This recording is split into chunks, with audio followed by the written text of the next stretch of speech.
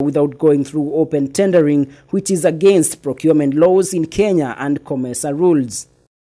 Francis Kimemia, secretary to the cabinet, is accused of using his office to deprive former employees of Kenya Railway Corporation houses meant for them to buy and irregular award of 1 billion shillings tender in the Interior Ministry. EACC is expected to grill members of the National Assembly Public Accounts and Agriculture Committees linked to corruption. President Uhuru Kenyatta has subsequently appointed temporary cabinet secretaries, while the Ethics and Anti-Corruption Commission continues with the investigations.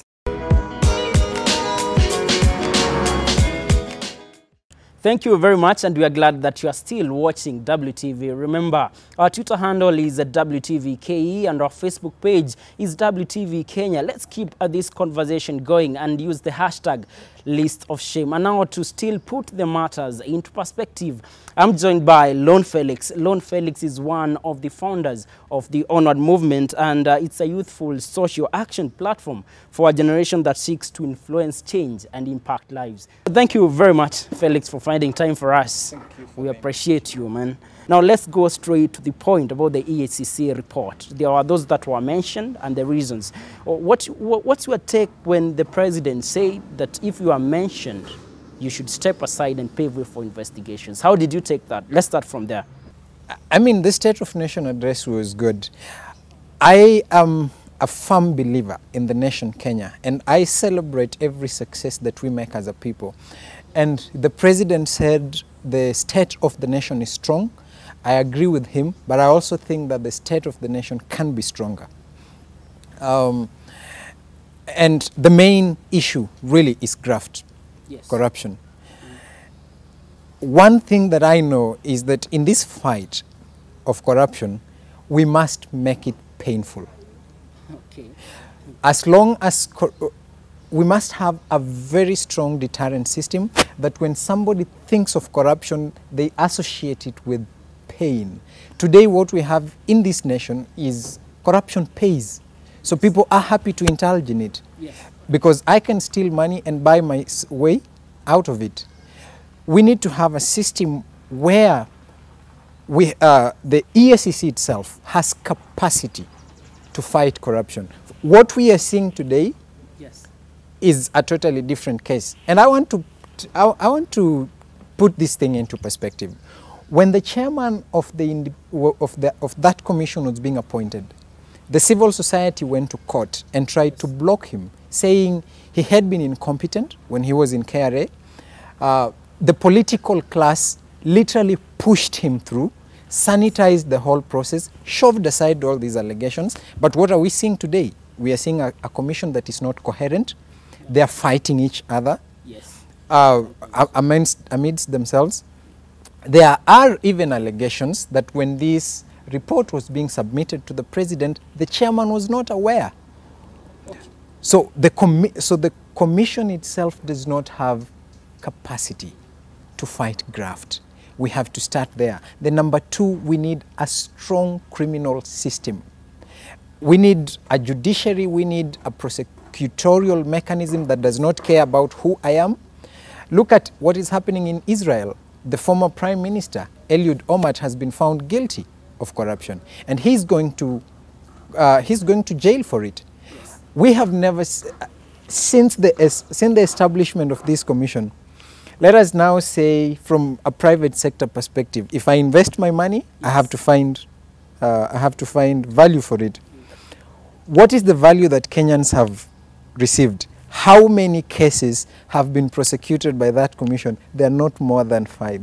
And there's also something else that is being mentioned, and it's in line with, the president said, if your name is mentioned, you should step aside, and not necessarily if you are guilty or if you are found guilty. And that now brings another twist to the story, because there's one name that has been featured in so many areas when it comes to land grabbing in Kenya.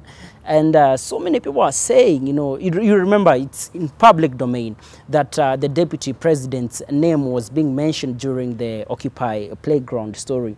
So yes. So do you think that if the president is genuine enough to say that if your name is mentioned, you should step aside, should affect the DP?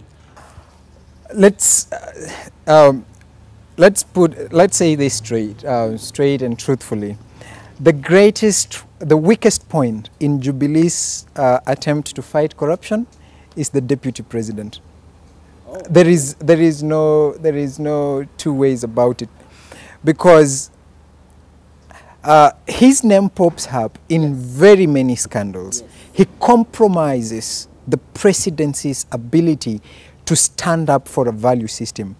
I mean, I don't believe anything that Ruto says that, I don't know, we are committed to fighting corruption. I think he should just shut up about it anyway. Okay. So politically, definitely, it's a huge cost to the president if he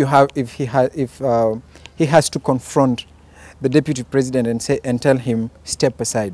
All right, and then number two, again, like I'm telling you, our criminal and investigative agencies are so beholden to the political class that you have a video clip of the deputy president inspecting a hotel when it is under construction.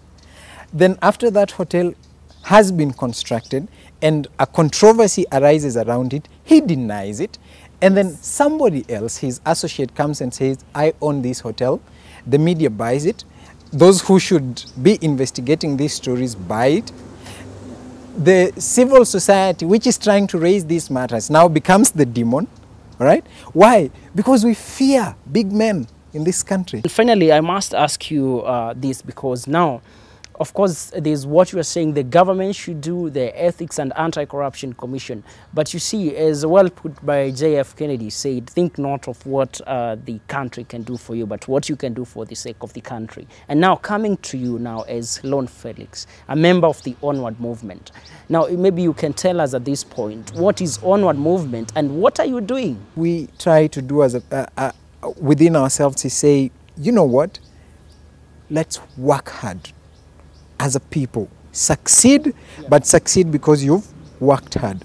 Number two, we do a lot of advocacy and lobbying, and quite a substantial part of our work, for example, was part of what the president was giving in the national address. So we are still remodeling our programs, but advocacy is one pillar that we have to go out there. We are engaging government agencies, engaging university students, mentoring them, telling them you have a role to play in the society.